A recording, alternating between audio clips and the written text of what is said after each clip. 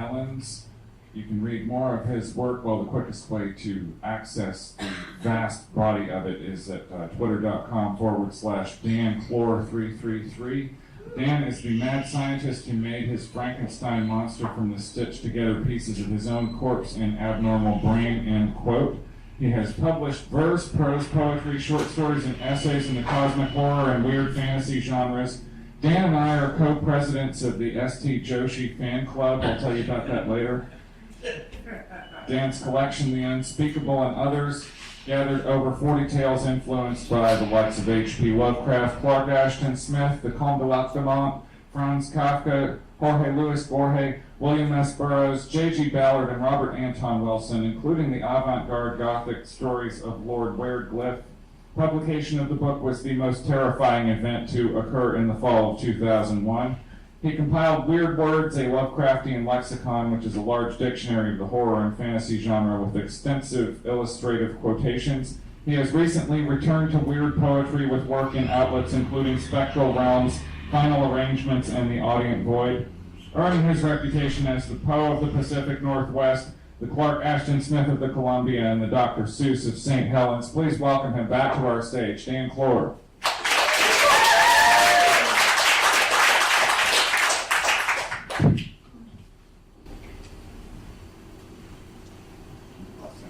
Okay, we're going to start the program with a poem I wrote when I was 17. So, you can see the light very good.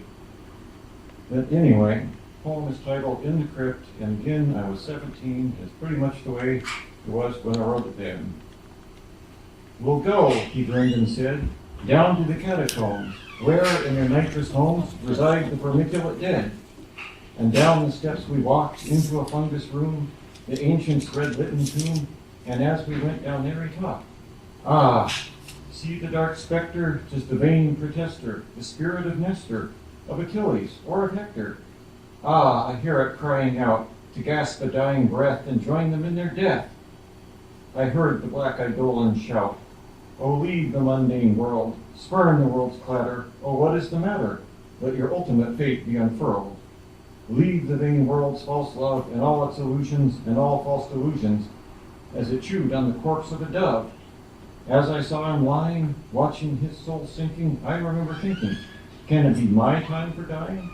And I felt a great dismay as I smelt the putrescence that arose from the essence of my redolent charnel clay.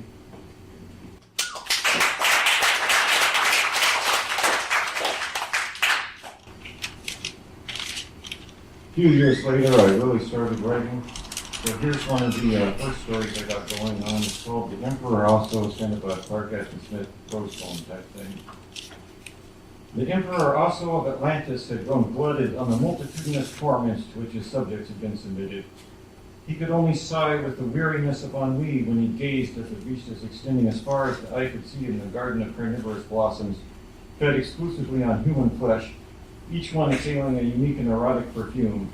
The sight of political dissidents, rebels against his implacable tyranny, frozen into the translucent crystal of waterfalls, in winding caverns beneath the capital, failed to rekindle his interest. The combats of humans, condemned on any pretext whatsoever against exotic chimerae, created in the laboratories of his arcane researchers, combining pre-existent animals with bizarre mutations, no longer roused a smile from his satiated soul. His seraglio, composed of the most beautiful of all Atlantean maidens, selected by a rigorous search extending throughout the least accessible regions of his empire, each of them submitted to a voluptuous torture more refined than the others, could sustain his attention no more. All had altered into the grayness of a dismal dullness. On an octarine, the Emperor also set forth to discover new and rarer delights, previously unsuspected, in the unexplored portions of the world. Nothing awaited him there but troglodytes and endless expanses of mundanity. Barren wastes of indefinite boredom. Unsatisfied, too ennuied to feel even the dull pangs of disappointment, the Emperor also ordered his subalterns to tack the ship back towards the latitudes of the known regions. Only an expanse of placid, watery surface awaited them where the capital city of Poseidon had formerly towered, proud and erect. At this sight, the Emperor also fell into an ecstatic trance from which he never recovered. When the few survivors of that civilization had founded a colony in the recently mapped areas, the emperor also lived as a hermit, eating only bread, drinking only water, never speaking to others, always attentive to the interior world. The others said to themselves and to each other that he must have called to mind the prophecy made in earlier eons that the wickedness of an emperor should bring on a divine retribution, and that the gods would cast Atlantis into the irremediable abyss, and that he had become converted to the ways of piety by that revelation.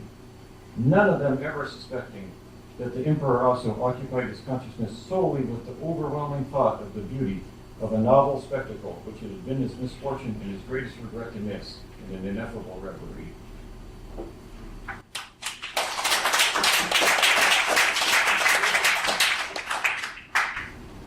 Now, I wrote a series of stories that are sort of avant-garde horror, avant-garde gothic, I call them, by Lord Beardcliff.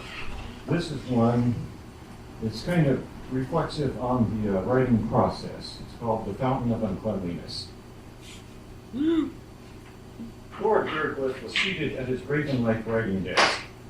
As the hairy tarantula at the end of his arm scribbled, his attenuated awareness began to recede from the task at hand and into the depths of its cavernous subjectivity. He wrote, he thought to himself, in order to communicate with others, in order to close the gaping chasm that isolated the minds of other individuals from his own. For there is a loneliness that is a positive rather than a negative loneliness, and the unique one is more truly alone within the solitude of himself, even though the maddened and maddening crowds mill about him like vultures circling above the Egyptian sands, than the bleached white bones of a skeleton that has spent 7 long centuries unvisited on the desert island. But the only result he could achieve, so it seemed, was to widen the distance between himself and the unreachable others. And with each renewed effort, with each penny dreadful more horrid than the last, the effect grew greater, until his moss-covered mansion house, the waters, seemed to have slowly vanished into the recoiling curves of infinity, until he was lost to all possibility of human consciousness in an oubliette of oblivion, more irremediably lost than those whose bodies he used to keep imprisoned in obscure dungeons for his amusement, in that long ago time when he could endure the proximity of human flesh. He started from his reverie and gazed down in astonishment at the weird tale which he had just written.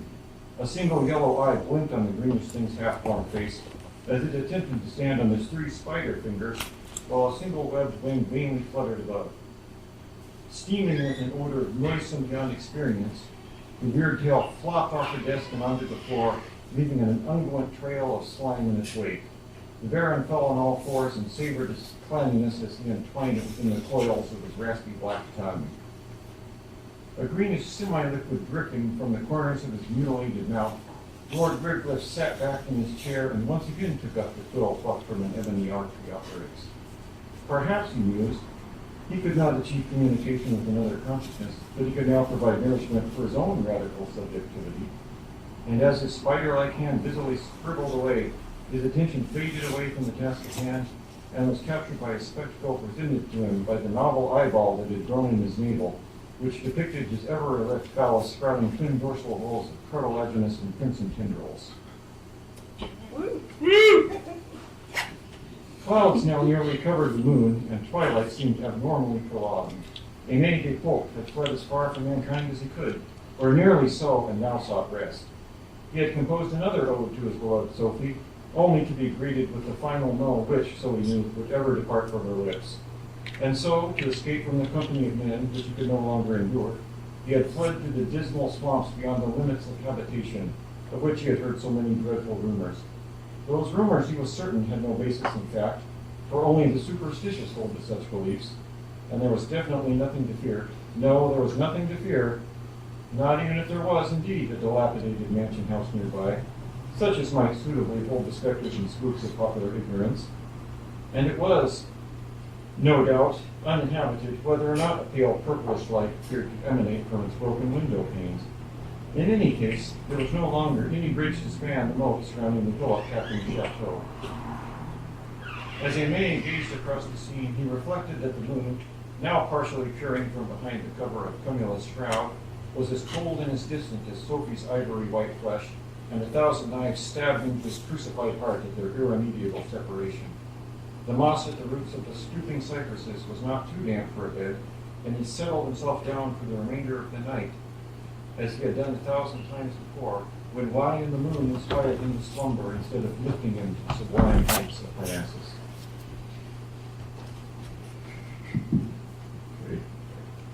A single yellowish eye peeped out from a hollow in the tangled cypress roots. Surrounded by sleep, the youth embraced a lover composed of mist and nothingness, and the pleasant illusion twisted his wearied face into a semi-smile. The yellowish eye poked itself out further, revealing a toad-like body surmounting a solitary leg.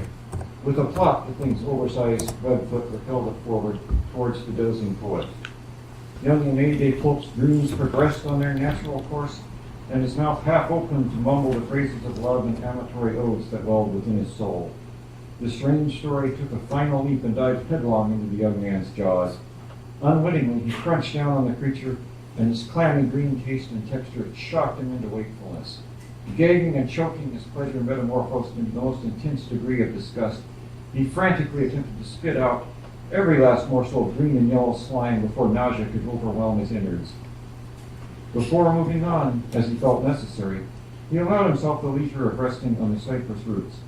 He held his head in his hands as he gazed upon the popped remains of the yellowish eyeball and the outlines of a single green leg on the ground, wondering what degree of despair could have driven him so far into the depths of solitude as to encounter such a shocking singularity. Still, he had a taste. In the depths of the waters, Lord Beardcliff produced, through manifold fission and unceasing procession of weird tales, their loathsome anatomies displaying an endless array of miscreated morphological variations. The Baron now occupied the oubliettes and dungeons where he had once imprisoned those men and women whom he had captured for his entertainment, in that distant epoch when human flesh did not yet strike him with the degree of repulsion usually reserved for the most unholy of objects. Having slowly taken on a form more and more requiescent, his ever-growing bulk had uncontrollably eased down the stairwells leading to the lowest sites attainable. Once he had demolished with powerful pseudopodia formed for the purpose. Every partition in the extensive network of dungeon cells, the lord of loathsome laughter could then allow himself the pleasure of relaxing and enjoying the antics of his progeny, viewed by ad hoc eyes through the clouds of noisiness that hung in the heavy air. The Baron occupied a sort of pool, nearly choking it from rim to rim with his grayish horrid mass, a mass that clogged and quivered, swelling perpetually. From it were spawned, in their infinite variations, weird tales and strange stories. There were horrid stories like bodiless heads that half rolled and half crept on 5 spider legs of unequal length, others that resembled floundering fish-finned bellies that flopped through the slime trails left by myriad-tailed worms, with rows of nostrils that savored the noxious perfumes produced by the parent bulk and its malformed offspring. And at an equal rate as it produced these monstrous creatures, the amorphous author of their being formed on its quaking surface multiple mouths, anuses, and vulvas that swiftly swallowed all those of its children in the field to swiftly flap away on 3 webbed wings. So what was that Lord Beardcliff enjoyed his literary production in uttermost solitude? One unequal autumn's day, however, as he crunched down with an anal orifice on a lizard-like arm or leg that bore more than a passing resemblance to a slug, this particular weird tale was slightly less identifiable in its attempt to mimic nature than the majority of the others, albeit all the more savory for all that. There appeared to be organs of olfaction which were besprinkled at random on his spread-out surface, an even greater degree of noxiousness than his own output could account for, and he was well accustomed to the haze of sulphurous stench that arose from his steaming children's trails. No, this surely indicated some alien intruder. Some weird tale not his own must have entered the cavernous recess. The Baron tightened into an enormous ball of slime at the realization of such an unhoped-for event, and as he slowly lost shape and melted into a cone, islets formed on tentacles sprouted from his liquid surface to survey the scene. Indeed, on the stone steps that had once led down into the abattoir reserved for human butchery, there flopped a purplish abomination. Like a lopsided tadpole, its gills pulsed orange and green as it flicked its thin, ridiculously long tail around like a whip. As the foreign strange story gazed back at him with a circle of 5 bulbous eyes, Lord Beardcliff extended a slight bump into an elongated member that stretched across the slime-stained whitestones to meet the novel stranger. Rows of feelers and fingers, soft and supple, extended from the arm-like appendage and lovingly caressed the unfamiliar form of the weird tail, which purred in response, sounding not entirely unlike the far-out echoes of a cat-o'-nine tail striking already flayed flesh. The monstrous member bunched itself together and broke away from the mass that had recently engendered it, then it folded itself into a squat cylindrical form with an opening on one end, surrounded by a double row of unarticulated tentacles. It contracted and expanded. Then this horrid story abruptly fell onto the weird tail and sucked it into its dilated orifice, leaving the whip-like tail hanging out to lash at the air and the floor. The horrid story rolled awkwardly back toward the parent mass, which had already begun to creep towards it, extending its formless self on either side so as to surround the thing, countless orifices opening in amorous anticipation. Soon enough, the horrid story was caught by a toothless mouth and a fanged vagina that battled over the prize and quickly divided their spoils into two accursed portions. The Baron would shortly seek out the origin of the unsuspected oddity, but for now, he would finish savoring an unanticipated delicacy. Aimé de Pulp regarded the waters with the multitudinous eye stalks he had formed for the purpose. A perpetual twilight hung over the place, and day never seemed to come. There was no way to reach the shadowed chateau, mounted on a mossy bulge that projected above the surrounding swampland, and his failed attempt to ooze towards the secret structure had landed inside the archaic moat, unable to progress any further in his liquidated state. An ingenious connoisseur, Aimé had allowed his semi-liquid bulk to flow through the length of the ancient ditch, his coils tickled by the teeth of crocodile skulls, to rejoin in the circular conformity of the worm Ouroboros. This way, none of the horrid stories and penny dreadfuls that issued from the waters could ever escape from the manifold mouths and other orifices he continuously formed in order to devour them. As the youth yet savored the latest weird tale to make its escape from the moldering mansion house, a crackling noise emanated from the structure, whose cobweb-covered walls soon gave way before the strain produced by a battering ram stronger than any which had ever assailed them before. The young poet beheld an enormous protoplasmic mass tower into the sky above the annihilated abode, its topmost portion glowering with a purplish glow like some hellish lighthouse, luring the ships of the damned to crash on the reefs before the Stygian shores. The freakish barrels of pulsating slime came crashing down onto itself, unable to maintain its rigidity, and with the impact fissioned off innumerable penny dreadfuls and strange stories and weird tales that crawled and flopped and struggled through the mire, slopping and slobbering down to greet the epitome of abnormality that was even now creating a formidable array of mouths and vulvas and sphincters to devour them in an ecstasy of the unknowable as it quivered in its reeling bed. Aimé de Pulp swelled monstrous with the substance so recently infused into his being, and now as the loathsome lord became erect once again, he contracted his obscene anatomy like a python suffocating a hippopotamus, and, strengthened by the recent influx of obscenity, rose clean above the moat's depression and onto the higher grounds above.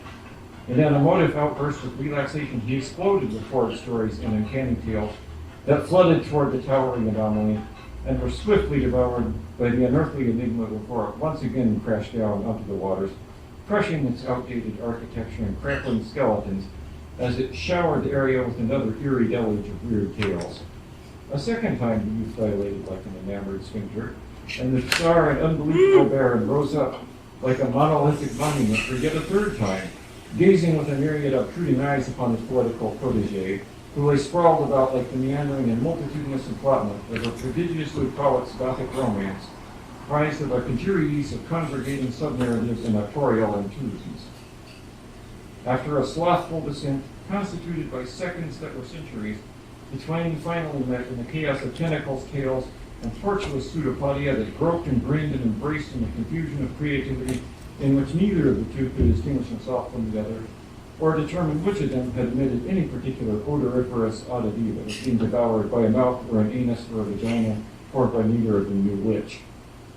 Rolling over each other and themselves, those inseparable twins wrapped around their shapeless, undigested masses in a sphinctering spiral that seemed to copulate with the crepuscular clouds, and in an unspeakable ecstasy the two at once dissolved into a purely liquid lump, smashing down through the antiquated structure, destroying its remaining outlines as they broke through the bedrock beneath and tumbled headlong into the bottomless caverns into which the Baron Redcliffe would always forever consign, with an offhand grimace and sideways glance of his haggard eyes, the evidence incriminating him in some outlandish outrage or other.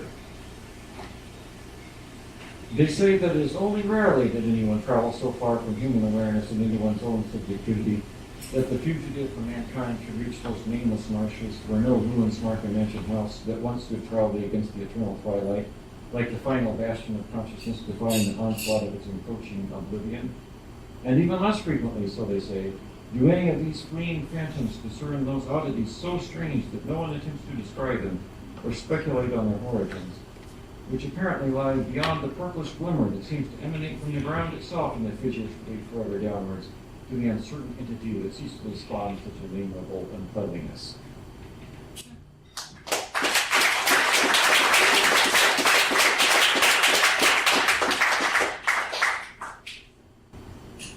Now we fast forward to some recent poetry. So first, this is an invocation to dispel loneliness on insomniac nights.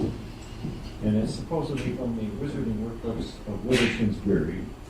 So Withershamsbury is a wizard, obviously. And he's a lonely guy sitting at the bed one night, trying to summon everything he could think of. Come, dear babes and prey bugs, come black, white, and gray bugs. Come nightmares and night hags, come and fill me with fright hags. Come, cachinnating chorus of cacodemons, come, hashish, absinthe, and tobacco demons. Come, fleshly cadavers and cupboards deposited, death's waltz with the starving skeletons uncloseted. Come, O wraiths and revenants boneless, every ghost, every spectre so groanless and moanless, shifting in sarabans and aerial arabesques above the anatomies, doing their dance macabre. Come, ghastly rawheads and bloody bones, rattle and rock your rickety ruddy bones. Come, bull beggars and good fellows and hobgoblins, dance in a morris and mummer-wise mob goblins. Come, O eldritch ichthyphallic incubus, fly in your flitterlings as ebon as Erebus, and join in the orgies rubricious and crapulous of harpies and streegies, screeching and stridulous as the rebels outrival the Brocken at Vulpurus. Come, O buxom bosomed and calipagus, but sickly suppurating succubus, caress me like an ectoplasmic octopus, O foul and frigorific fricatrice, O cold and clammy pointed cockatrice. Come, every monster mythic and fabulous, Gorgon and gargoyle, manticore and trigalathus, dire chimera and sphinx to fuddle Oedipus. Come, O great imperially purpureal platypus. Come, O mighty hippocampella fantacamelus, most great and honorific abilitudinatabus. Damn! Come, pure babes and prey bugs, come black, white, and gray bugs. Come nightmares and night hags, come and fill me with fright hags.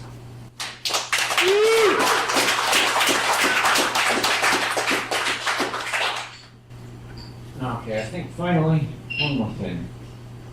Another recent one, I have there's a guy named Kyle Opperman who wrote a book called The Crimson Tome. It's basically Lovecraftian horror poetry. So this is my response to his advertisement for it. It's called Crimson Tome Poem. I will not read the Crimson Tome. I will not read it in my home. I will not read it on a dome. I will not read it with a gnome. I will not read it sprayed with foam. I will not read it when in Rome. I will not read it while razz or moan. I will not read a single page. I will not read it for a wage. I will not read it in a cage. I will not read it on a stage. I will not read it with a mage. I will not read it with a sage. I will not read it at my age. I will not read a single stanza. I will not read that eldritch extravaganza. I will not read it while I watch Bonanza. I will not read it with Tony Danza. I will not read a single line. I will not read it drinking wine. I will not read it mounted on a porcupine. I will not read it copulating with a concubine. I will not read that freaking Frankenstein. I will not read it, darling Clementine. I will not read it for all lang syne. I will not read a single word. I will not read it with a nerd. I will not read it with a gallows bird. I will not read it while ensepulchred. I will not read it when disinterred. I will not read that scarlet book. I will not read it by hook or crook. I will not read it in the inglenook. I will not read it while you look. I will not read it God with gook. I will not read that thing, Gadzuk. I will not read it unless mistook.